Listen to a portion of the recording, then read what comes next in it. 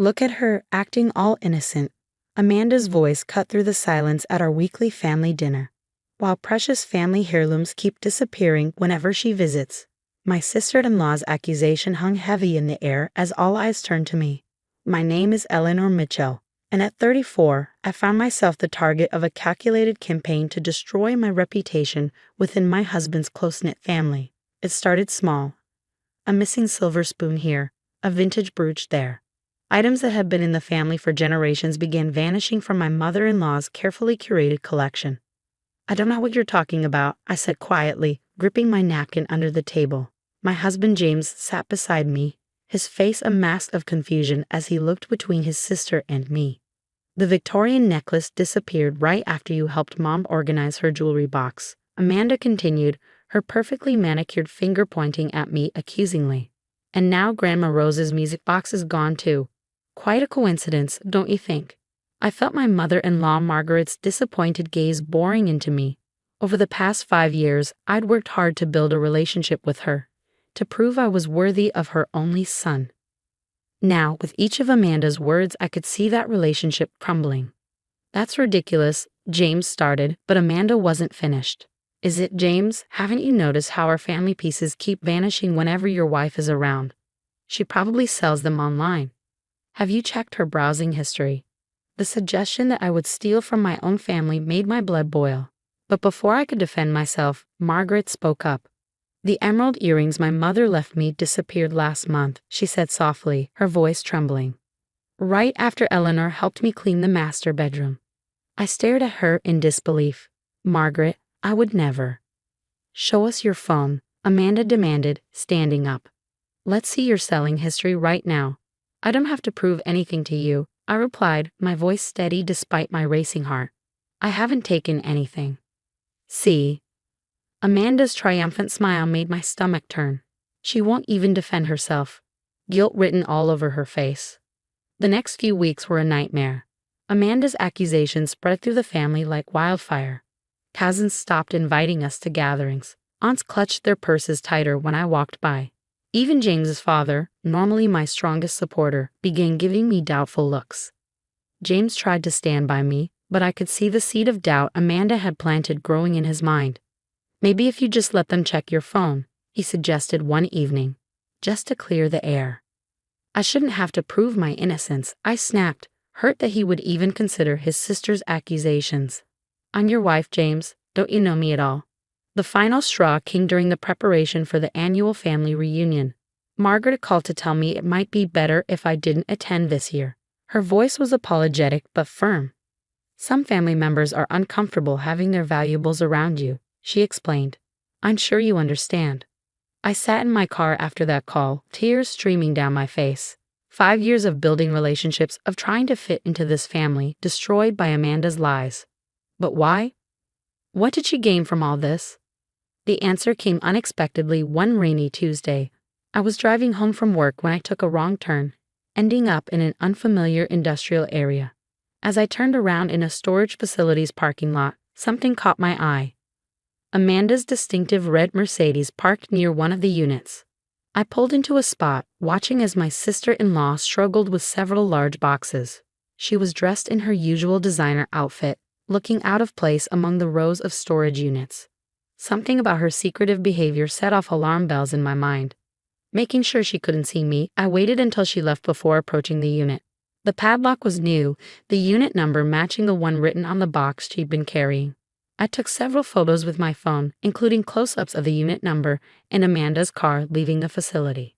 That evening, I did something I'd never done before.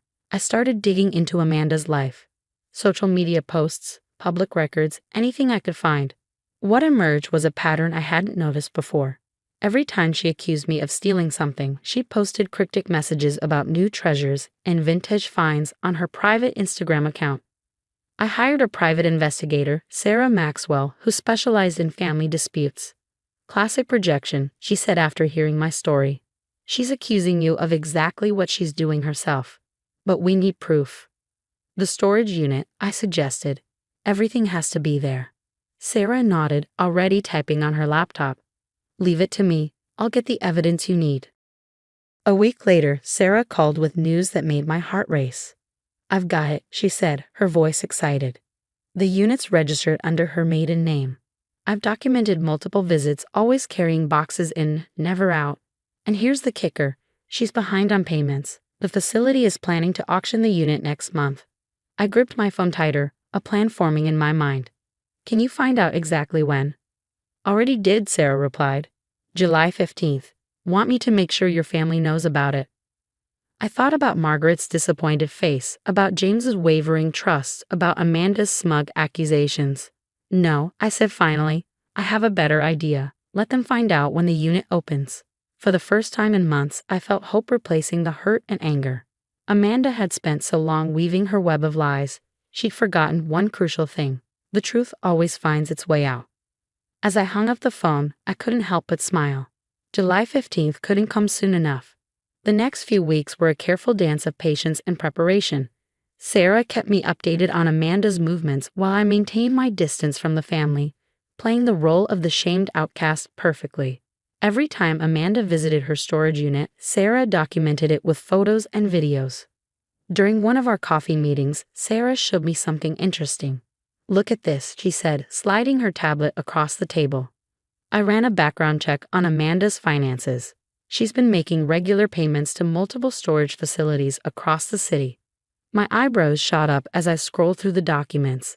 5 different units? Why would she need so many? My guess?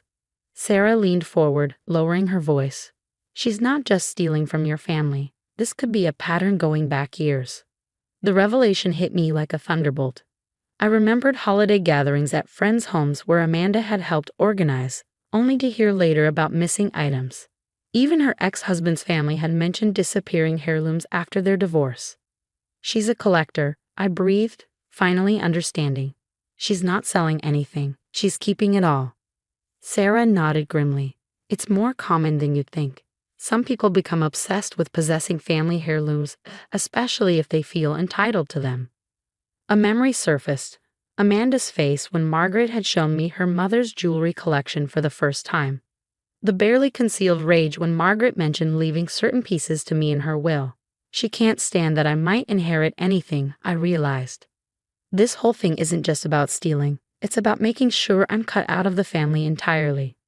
As July approached, I noticed Amanda becoming increasingly agitated. She started making mistakes. Twice, Sarah caught her attempting to move items between storage units late at night. Once, she left a storage receipt in Margaret's house, though she quickly retrieved it before anyone else saw. The family, meanwhile, remained firmly under her spell. Margaret had stopped calling altogether.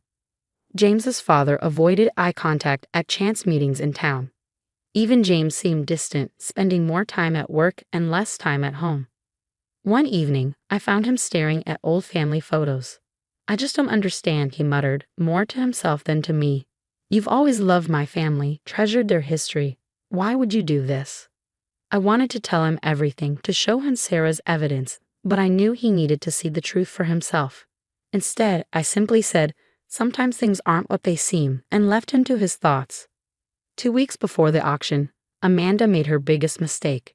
She hosted a family dinner, proudly showing off what she claimed was a recent antique store find, a distinctive Art Nouveau vase. I recognized it immediately as one of the pieces Margaret had reported missing months ago. I casually took a photo of it, pretending to admire its design. Later that night, I forwarded the picture to Sarah, who added it to our growing file of evidence. "She's getting cocky," Sarah observed. "She probably thinks she's won, that no one will ever connect the dots." The week of the auction, I carefully set my plan in motion. I had Sarah accidentally let slip to one of Margaret's bridge club friends about the storage auction. As expected, the gossip spread quickly through the family grapevine. Amanda's panic was immediate and visible. She showed up at our house unannounced, more disheveled than I'd ever seen her. "You know something," she accused, her perfectly maintained facade cracking. "What have you done?"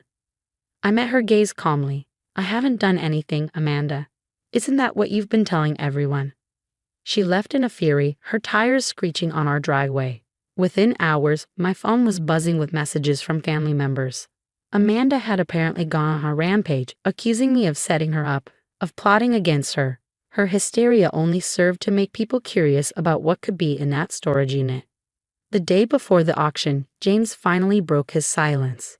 "What's really going on, Eleanor?" he asked, his voice tired. "Amanda's acting strange. Everyone's whispering about some storage unit and you're just calm." I took his hand, squeezing it gently. "Come to the auction tomorrow," I said softly. "See for yourself." That night, I barely slept, thinking about what the next day would bring. Years of Amanda's careful deception were about to unravel. Part of me felt sorry for her. What kind of pain drives someone to not only steal from their family, but to systematically destroy someone else's reputation in the process? The morning of July 15th dawned bright and clear. Sarah called early to report that Amanda had been at the storage facility since dawn, trying to convince the manager to let her pay the overdue balance.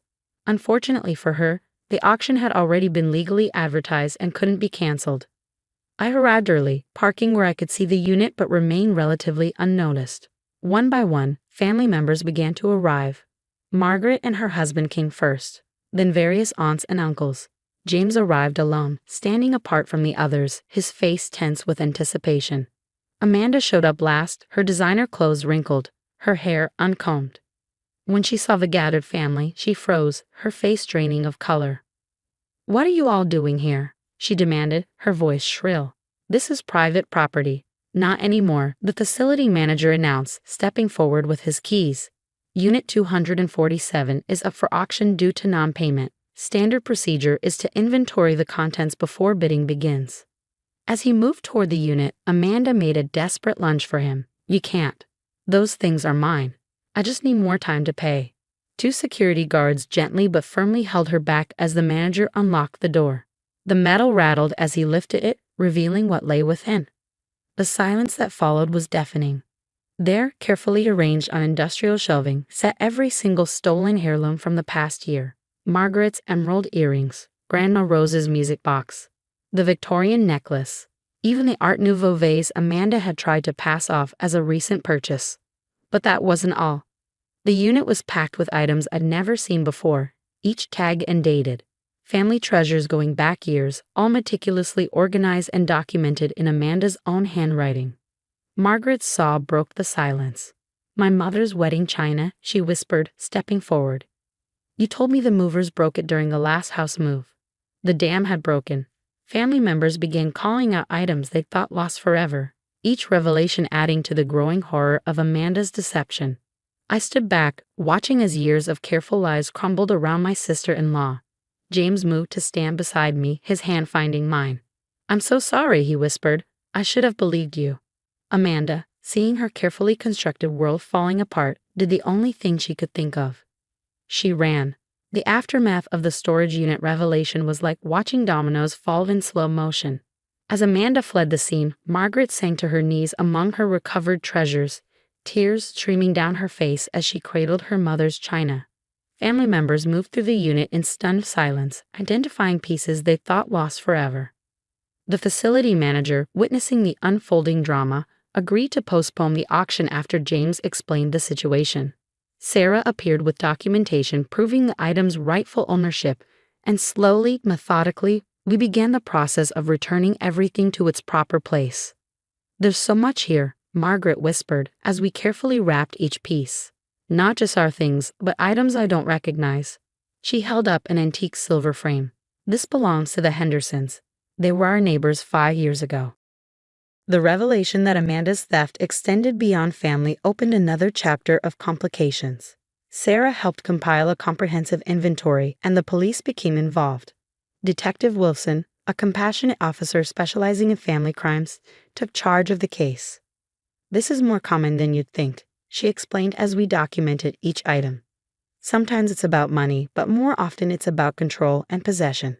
Your sister-in-law appears to have been collecting these items for years." The next few weeks were a blur of activity. News spread through our small community, and more families came forward to claim items they thought lost. Amanda had disappeared completely. Her house stood empty, her phone disconnected. She even cleaned out her bank accounts before vanishing. James struggled the most with the truth about his sister. "I should have seen it," he said one night as we lay in bed. "All those times she accused you, she was so specific about what was missing." How could she have known unless she took the items herself? I squeezed his hand. She knew exactly what she was doing. She used your trust in her to blind you to the truth.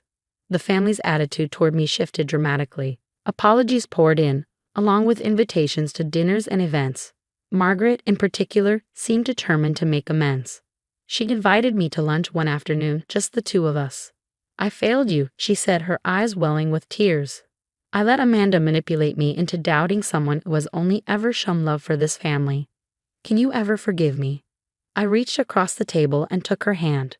There's nothing to forgive. Amanda was your daughter. Of course you wanted to believe her. But you're my daughter too, she insisted, and I forgot that when it mattered most. The healing process was gradual. Trust, once broken, takes time to rebuild. But slowly, the family began to come together again, stronger for having weathered this storm. The empty chair at family dinners where Amanda used to sit served as a quiet reminder of how easily deception can tear apart relationships. 3 months after the storage unit discovery, we received news from Detective Wilson. Amanda had been located in Arizona, living under an assumed name.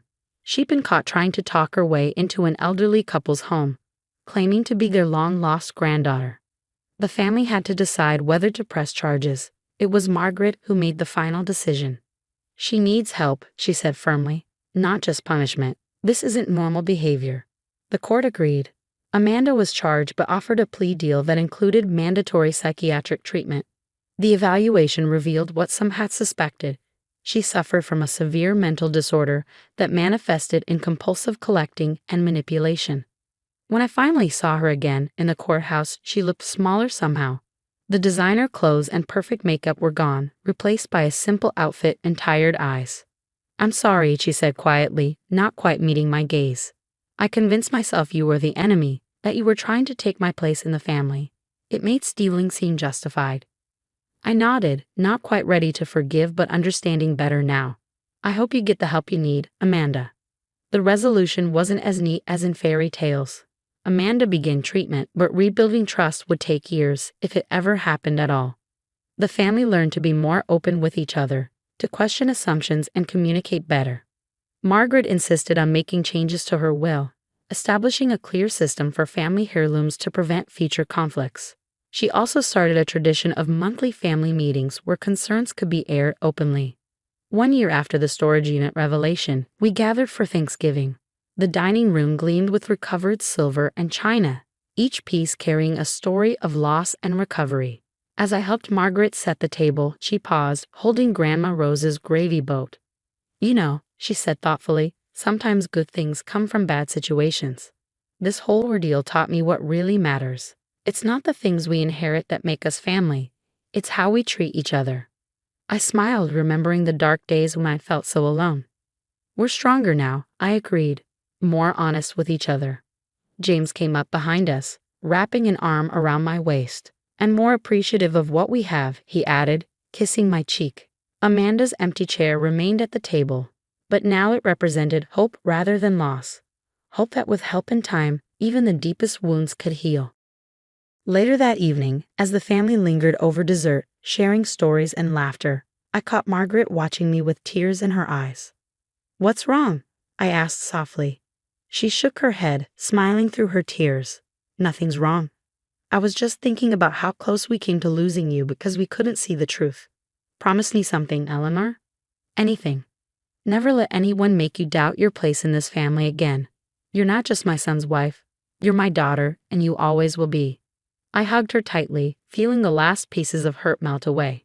The storage unit revelation had done more than just expose Amanda's deception. It had shown us all the true meaning of family. As I looked around the table at these people who had doubted me and then fought to make amends, I realized that sometimes the happy ending isn't about everything being perfect. Sometimes it's about learning to love more wisely, trust more carefully, and forgive more freely. Amanda's storage unit had hidden more than just stolen heirlooms. It had concealed lessons about family, trust, and redemption that none of us would ever forget. The next morning, as I helped Margaret carefully pack away the holiday china, she handed me a small box. Inside was her mother's emerald ring, one of the pieces we'd recovered from the storage unit. This belongs to you now, she said firmly. Not because you proved yourself. You never should have had to do that. but because you showed us all what real family loyalty looks like. I slipped the ring onto my finger, a perfect fit. Like our family, not without flaws, but precious all the same.